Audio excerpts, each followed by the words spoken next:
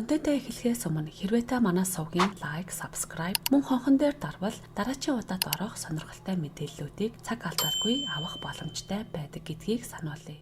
Тайлагдашгүй бүхэнд шимтэгч Далд ертөнд сувг. Уг үйл явдал одоогоос 70 жилийн өмнө буюу 1955 онд болсон юм. Энди Петро ахлах сургуулаа төгсгөөс ердөө 2 хоногийн өмнө найзуудаараа зугаалганд явж явах үедээ усанд живсэн юм. Тэрээр нуурын усанд сэлж байтал шөрмөсөн татаж хичнээн хичээвч уснаас гарч чадалгүй улмаар живж эхэлсэн байна. Доошлох тусам түнэр харанхуй руу орж нуурын ёроолд тусны дараагаар тэрээр өөрийгөө өхөж байна гэдгээ хүлээн зөвшөөрсөн гэдэг. Яг ингэж хүлээн зөвшөөрөхтэй зэрэгцэн тэрээр биеэсээ салж буугаа мэдэрсэн бөгөөд усны гүн рүү эргэн харвал ёроолд нь ухаангүй хэвтэх өөрийн биеийг олж харсан байна. Энэ мөчөөс эхлэн тайлбарлахын эцэсгүй хачин чихтэй зүйлсийг харж мэдэрснээ тэрээр хуваалцсан бөгөөд өнөөдөр түүний энэ түүхийг та бүхэнд өөрийн ярьсан хувилбараар нь орчуулан хүргэх болно. Энди Петрогийн бичсэн 2 ч ном байдаг бөгөөд хэрвээ та хүсвэл Amazon дээрээс худалдан авч унших боломжтой юм байна. Сайн байна уу? Намайг Энди Петро гэдэг. Би та бүхэнд 1955 онд өөр тохиолдсон нэгэн зүйлээ ярьж өгөх гэсэн юм. Ахлах сургуулаа төгсгөөс ердөө 2 хоногийн өмнө бид ангиараа зугаалгаар явхаар боллоо. Тэгэхэд 100 байсан ч Мичиганы цаг агаар бусад газрынхтай харьцуулахад ерөнхийдөө сэрвтүр байдаг тул тэр өдөр гадаа сэрүүхэн ус нэлээд хүйтэн байв. Бид хоолоо идэж тоглоом тоглоод хөгжүүлдэж байтал сэлгээр явсан хэдэн найзууд маань нуурын голд байгаа хөвдөг давцан дээр зогсоод гараараа даллаж сэлээд хүрээд ирээч гэд байв. Ус хитрхи хүүтэн байсан болохоор би үнэндээ сэлмээргүй байсан. Гэхдээ хөрсөндөөч тэрөө ус руу гүйж очоод шумбаж эхэлсэн. Ус үнэхээр л хүүтэн байсан. Тэгээд би хөвдөг тавцан руу сэлээд талд нь орж байхад гидсний доод хэсэгт бацалж шөрмөс татаж эхлэв. Үнээс болоод хөлөө хөдөлгөж чадахгүй байсан тул сандарч ус зайлгаад хахаж цацсан живж эхэлсэн. Би маш их хайж сандарч юу хийхээ ч мэдэхгүй байсан. Одоо бодоход ч яаж илэрхийлэхээ сайн мэдэхгүй байна. Арайхийн толгоогоо уснаас цухуулгаж эргэн тойрноо харахад хөвдөг тавцан дээрх найзуудыгаа харлаа. Би хашгирч чадахгүй хоолоо ам бүхэлдээ усаар дүрчихсэн. Тэгээд гараараа даллаж дохио өгөхийг оролдоход намайг тоглоод байна гэж бодсон байх. Тэд ч гэсэн над руу даллаж байсан. Гэвч би дахин живж эхэлж энэ удаад дээш дахиж гарч чадаагүй. Одоо бүх зүйл аимшигтай хүйтэн. Бүх бие минь айсандаа чичирч харанхуй руу улам доошилсоор байсан. Гинэт хөлөнд ургамал мэдрэгдэв. Нуурын ёроолд ургаж буй тэр ургамлууд руу гулсаад орчих шиг болсон. Тэгээд нуурын ёроолд хүрч суугаа байрлалаар газарт хүрэв. Энэ мөчөд би суусан байрлалаасаа гараараа түлхэвэл дахин хөвөх болов уу гэж найдаж байсан болохоор дотор минь баг зэрэг уучирсан.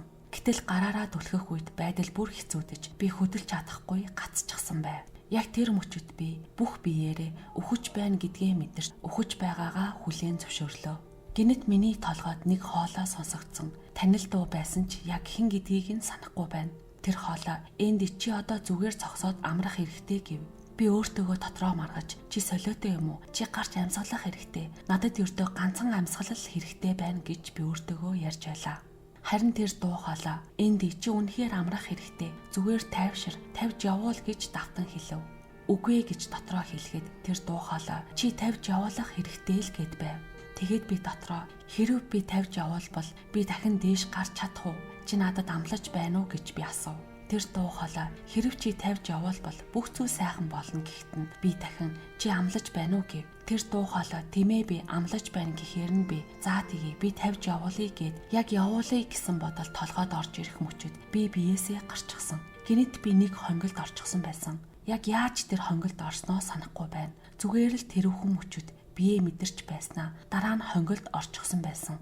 Хонголд би дулаахан аз жаргалтай байлаа. Бас амьсгалж чадаж байсан. Зүрх сэтгэл минь баяр хөөр, хайр инэрлээр дүүрэн байсан. Энэ мэдрэмж айдас дунд байсан өмнөх байдлаас тэсвэр байлаа. Туйлын сэтгэл ханамжтай, тайван байдал руу шилжсэн байв.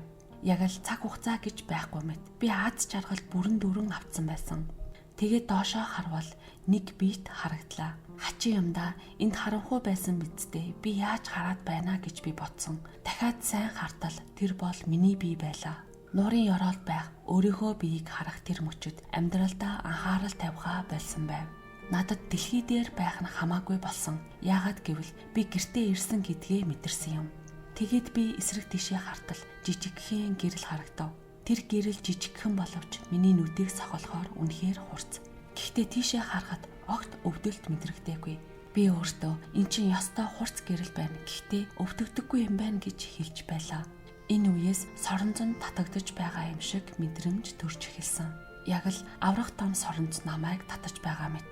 Би гэрэл рүү улам морьдож байлаа. Гэтэл гинэт яг л цаг хугацаа байхгүй мэт тэр мөчөд би хонгилд байхаа болж нэгэн асар том бөмбөлгийн төвд оччихсан байв. Тэр бөмбөлөг яг л хөл бөмбөгийн цэнгэлдэх хүрээлэн шиг том хэмжээтэй. Би тэр бөмбөлгийн дотор агаарт хөвж байв. Эргэн тойрон 360 хэмт хаашаа л харна тэнд миний амьдралын тухай жижигхэн кино дэлгэцүүд харагдаж байв. Миний бүх амьдрал, миний хийсэн бүх зүйл бүгд байсан. Тэр гэрэл яг миний хажууд байгааг би харахгүй ч мэдэрч байлаа. Тэгээд тэр гэрэлтэй хамт миний амьдралын бүх үйл явдлуудын талаар харилцаж эхэллээ. Би бүгдийг нь маш тод харж чадаж байлаа. Өөрийн амьдралын бүх үе шатуудыг бүрэн ойлгож байв. Тэнд ямар ч эргэлзээ байгаагүй. Би аль нэг дэлгэцээр төвлөрөхөд тэр агшныг дахин мэдэрч, дахин тэнд амьдарч эхэлнэ. Харин энэ удаа би зөвхөн өөрийн мэдрэмжийг бос тухайн үйл явдалд оролцож байсан хүмүүс юу мэдэрч байсныг ч хамтд нь мэдэрч байв. Хэрвээ би гэр бүлтэйгээ ярилцаж байсан тэр мөчийг эргэн санавал зөвхөн би юу хэлж байснаа биш харин тэд миний хэлсэнд юу мэдэрч, юу бодож байсныг хүртэл яг мэдэрч байв. Юу ч нууц биш. Бүх зүйл ил тод. Би өөр амьдралуудаа эмгтэй хүн байснаа өөр гариг дээр байсан амьдралаа гэд зөндөө олон амьдралыг харж байлаа. Эцэс төгсгөлгүй мэд үргэлжлэх энэ бүгдийг мэдэрч байхад надад сар гарын хугацаа өнгөрсөн мэт санагдаж байсан. Гэхдээ мэдээж дэлхийн цаг хугацаагаар бол би 10-аас 15 минутын хооронд л живсэн байсан. Үгүй бол би одоо энэ бүхнийг ярьж суухгүй байх байлаа. Тэгэд би эдгээр зүйлсийг харж байх үедээ дахин нэг цаг хугацаагүй мөчөд очиж одоо би бөмбөлгөн дотор байгаа болж эргээд хонгилд очсон байлаа. Одоо би гэрэлд үнэхээр ойрхон байв. Би тэнд зогсож байтал гэрэл надад "Энди, би чамд хайртай" гэж хэлсэн. Тэр миний нэрийг мэдэж байгаад би гайхав. Тэгээд тэр гэрэл дахин "Энди, бид чамд хайртай" гэж хэллээ. Тэр бид гэж хэлэх тэр мөчөд орчин тойрон гэрэл хүртэл арилж эхэлсэн. Оронд нь 1000 сая тэр бум гэрлүүд гарч ирсэн. Миний нэгэн адил гэрлүүд. Тэд бүгд цурай мэт нэгэн дуугаар "Энди, гэртээ тавтаа морил" гэж хэллээ. Яг тэр мөчөд би гэрэлд бүрэн уусч өөрөө гэрэл болсон байв. Би гэрлээс илүү байсангүй, гэрлээс дутууч байсангүй. Би гэрлийн нэг хэсэг гэдгээл мэдэрч байв. Энэ бол хүний хувьд төсөөлж болох хамгийн гайхамшигтай мэдрэмж байлаа. Энэ мэдрэмжийг үгээр тайлбарлах аргагүй. Тэр мөчөд би бүхнийг мэддэг болсон. Юу гэсэн үг вэ Энди гэж үү? Би жинхэнэ утгаар нь хэлж байна. Би бүхнийг мэдэж байсан. Надад мэдэхгүй зүйл гэж байгаагүй. Хүмүүс надаас байнга асуудаг. Чи гэрэлд байхдаа дайн ба инх тайвны талаар асуусан уу гэж. Би үгүй асуугаагүй гэж хариулдаг. Яагаад гэвэл асуух шаардлага байгаагүй. Би бүгдийг нь мэдэж байсан. Мэдэхгүй зүйл гэж байгаагүй. Одоо би гэрэлтэй хамт байна. Тэр гэрэл үнэхээр хөгжилтэй. Гэрэл инээд хөгжил баяслаар дүрэн. Бид миний амьдралын тоймыг тэр том бөмбөлөг дотор хамтдаа харж байхад гэрэл надад "Энди, хардаа, чи энэ зүйлд ямар их бухимдсан юм бэ? Удаан хугацааны туршид эн чинь ямар ч утгагүй зүйл байсан шүү дээ. Яагаад чи өөрийгөө сул тавьж болдоггүй юм бэ? Яагаад илүү тайван, илүү хөгжилтэй байж болохгүй гэж. Чи дэлхий дээр маш богинохон хугацаанд л байх юм чинь. Тэгээд ч үнэндээ дэлхийн амьдрал бол бодит биш. Энэ бол кино шиг л зүйл. Дэлхий дээр 8 сая жүжигчин бүгд л өөрөөр дүрд тоглож байна. Тэд өөр шашин, өөр арьсны өнгө, өөр хүйс гээд янз бүрийн хувцастай ирдэг. Гэхдээ нэгэнд жүжиг дуусч гэрэл рүүгээ буцаж очих үед тэр бүх хувцас, тэр бүх дүр бүгд тайлагдана. Тэгээд чи бид бүгд нэгдмэл нэг оршихуу гэдгийг ойлгоно. Та ба миний хооронд ялгаа гэж байхгүй. Та ба бусдын хооронд ч ялгаа байхгүй. Дэлхий дээр л ялгаатай мэт харагдаж байгаа. Учир нь бид янз бүрийн хувцас өмсөж өөрөөр дүрд тоглон гэрэлт байхдаа мэдэрч болдоггүй зүйлсийг мэдэрхээр ирсэн юм. Гэрэлт байхдаа бид аль хэдийн мэддэг зүйлээ мэдэрч чаддаггүй. Жишээ нь бид амьдралынхаа туршид ярьж ирсэн болохоор анх удаа ярих гэдэг мэдрэмжийг мэдэхгүй.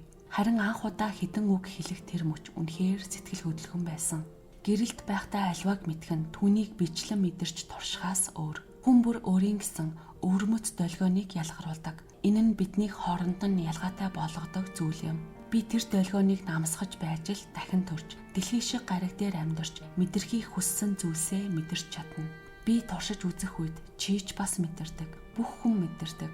Энэ бүхэн нийтэд бүхэлд нь хувь нэмэр оруулдаг. Учир нь ганц л оршихгүй бий.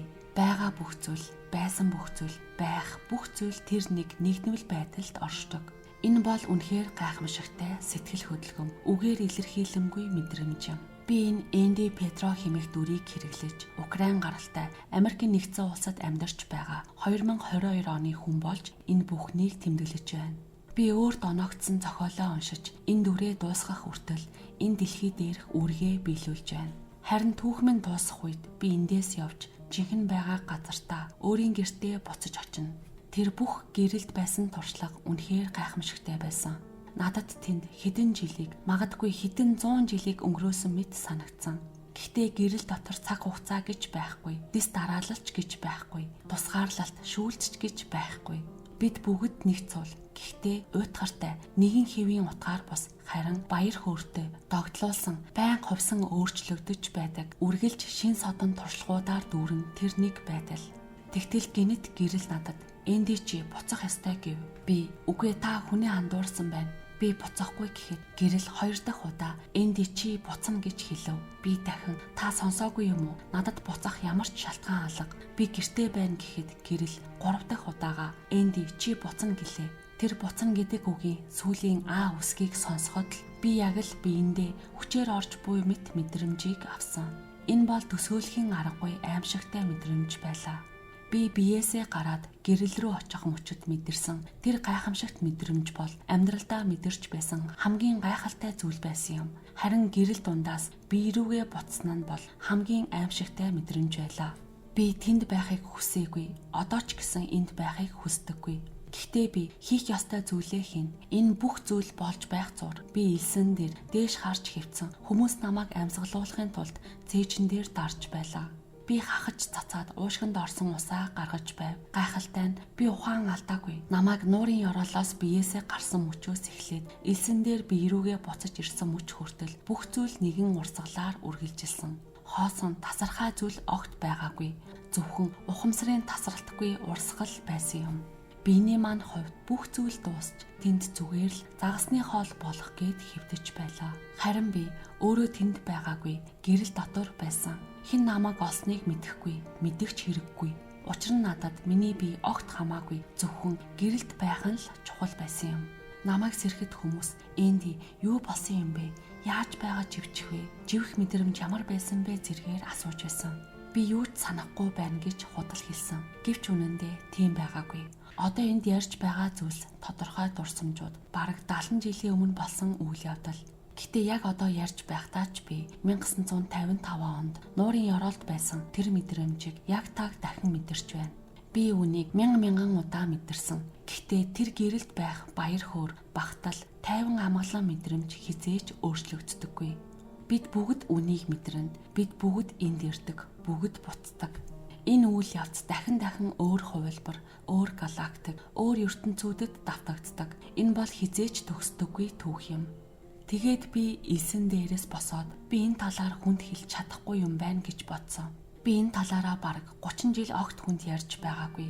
1955 онд миний мэдэрсэн зүйлийг ойлгох, тийм зүйл байдаг гэдгийг тодорхойлох юу ч байдаггүй байлаа. Үхэлтэй ойрцон туршлага гэдэг нэр томьёог 1970-ад оны сүүлээр доктор Муди анх гаргаж ирсэн байдаг. Энэ үйл явдлаас хойш 25 жилийн дараа ажлын томилолтоос буцаж явах замдаа анх доктор Мудигийн бичсэн номыг уншиж байлаа. Амьдралын дараах амьдрал гэдэг гарчгийг нь хараад шууд л худалдаж авсан. Дотор нь юу байгааг ч харж амжаалгүй. Шууд цүнхэндээ хийгээд гэртээ ирэв. Гэртээ ирээд оройн хоолоо идэж хүүхдүүд бүгд унтах гэж байхад би нэг ном авлаа. Одоо энэ номоо унших гэж байна. Та хэд бүгд унтдаа. Би байж байгаад араас ч унтнаа гэж хэлээд номоо гаргаж ирээд уншиж эхэлсэн юм. Би тэр номыг ганцхан суултаар уншаад дуусгасан. Шөнө 3-4 цаг хүртэл уншсан. Гарнаасаа тавьж чадаагүй. Уншиж байхдаа өөрийн ирэхгүй нүднээс нулимс урсаж байлаа. Учир нь би энэ бүх хугацаанд би өөрийгөө солиотой байгаагүй юм байна гэдгээ эцэст нь ойлгосон юм. Олон жилийн турш миний толгой доторх тэр зөрчилдөөн мартах боломжгүй юмыг мартах гэж хичээж мэдэрсэн зүйлээ хэлэхээс имэж амьдрах үнэхээр хэцүү байсан. Бараг 25-аас 30 жилийн хар дарсан зүүд шиг цаг хугацаа байлаа. Харин одоо би солиотой биш гэдгээ мэдсэн. Энэ бол үгээр илэрхийлэхийн аргагүй гайхамшигтай мэдрэмж. Сэтгэл зүрхнийхээ гүнд өөрийгөө солиотой гэд итгэчихсэн байхад чи үнэхээр солиотой биш юм байна гэдгээ мэдрэх тэр мэдрэмж. Энэ бол цоо шин амьсгал шиг байсан. Гэрэлд туулсан, мэдэрсэн зүйлсийн аль нь ч надад зааж ирсэн. Миний сурч ирсэн зүйлстэй авцалцдаггүй. Миний амьдралд ойлгомжтой зүйл гэж юу ч байгаагүй. Гэхдээ эцэст нь би ойлгосон. Энэ бол өхөлд ойртсон туршлага байсан юм байна лээ. Үүнийг хүлээн зөвшөөрмөгц. Би илүү олон зүйлсийг дахин санаж эхэлсэн. Тэгээд тийм ээ, яг энэ байсан гэж ухаарсан. Би одоо ч сэтгэлдээ хүлээж, хүсэж суугаа зүйл бол гэртээ харих. Би гэртээ буцаж очимоор байна. Мэдээж энэ удахгүй болох байх. Харин тэр болтол би байгаа газраа боломжтой бүхий л мөчөд баяр баясгалыг мэдэрхийг хичээж байна. Би яагаад энд байгаагаа яг таг мэдэхгүй ч энэ тийм ч чухал биш. Хамгийн гол зүйл бол би энд байна. Миний сонголт бол хүмүүст өөрийгөө илүү дээр гэж мэдрэхэд нь туслах, тэдэнд гэр гэж байдаг гэдгийг ойлгуулах. Би тэр газарт очиж үтсэн. Тэгээд одоо буцаж очиход бэлэн байна. Би буцах тийзээ арын халаасандаа хийчихсэн. Үргэлж биедээ авч явдаг. Одоо надад зөвхөн нислэг хаанаас гарахыг л мэдэх үлдлээ. Хаанаас гарахыг мэдэнгүүтэл би нисээд эндээс явна. Тиймээс л энэ бүхэн миний хувьд юуг илэрхийлдэг гэж энэ бол үнэхээр аз жаргалтай аялал юм. Би зүгээр л хүлээж байна. Гэхдээ сайн утгаар гэртээ харих мөчийг хүлээж байна. Энэ бүхэн надад маш ойлгомжтой, маш энгийн санагддаг. Би аз жаргалтай байх дуртай. Би хөгжилтэй байх дуртай. Баяр баясгал нь надад таалагддаг. Яагаад гэвэл гэрлийг санах бүрт гэрэл бол аз жаргалтай орон зай байсан. Гэрэл дүүрэн инээд баяр хөөр, хөнгөн хөгжилтэй мэдрэмжүүдээр бэлхэж байсан. Гэрэл надад чиний энэ дэлхий дээр ирсэн цор ганц зорилго бол аз жаргалыг мэдрэх. Харин чи оршин тогтнож буй шалтгаан нь өөрөө аз жаргал байх. Гэхдээ энэ бүхний цаад мөн чанар маш энгийн юм билээ. Ямар ч төвөгтэй зүйл байхгүй. Энэ бол хайрыг сонгох уу эсвэл үзен ядалтыг сонгох уу гэсэн л сонголт юм. Тиймээс би энэ дэлхий дээр байгаадаа үргэлж биш ч гэлээ аль болох олон удаа хайрыг л сонгохыг хичээдэг. Мэдээж би жирийн хүн, бүгд л адилхан. Гэхдээ би хичээдэг, уурлаж бухимдах биш, инээмсэглэхийг сонгох. Энд гүн гүнзгий гэгээрэл онол байхгүй. Зүгээр л энгийн баяр хөөрөөр бусдад жаргал бэлэглэх тухай юм. Бид бүгд нэг цул учраас би өөр хүнд баяр хөөр өгвөл өөртөө ч баяр хөөргийг авчирч байдаг. Харин хэн нэгнийг үзен ядахад би өөрийгөө л үзен ядаж байдаг. Би хүнд гим хийвэл өөртөө л гим хийж байна гэсэн үг.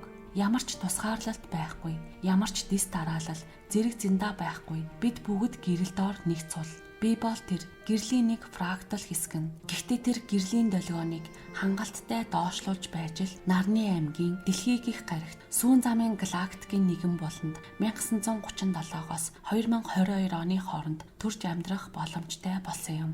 Ингээд өнөөдрийн энэ мөчөд ирсэн минь учиртай л байсан хэрэг. Энэ бүхэн миний юу мэдэрсэн түүх. Би энэ түүхээ үнэн гэдгийг одоо бол бүрэн хүлээн зөвшөөрсөн. Энэ хүртэл бидний бэлтгэсэн контентыг сонссон танд баярлалаа. Бидний дараагийн дугаар үүнээс ч илүү сонирхолтой байх болохоор та сувгаа дагаагүй байгаа бол яг одоо subscribe товчон дээр дарж биднийг дэмжээрэй. Тайлагдшгүй бүхэнд шимтгч далд ертөнд сувг.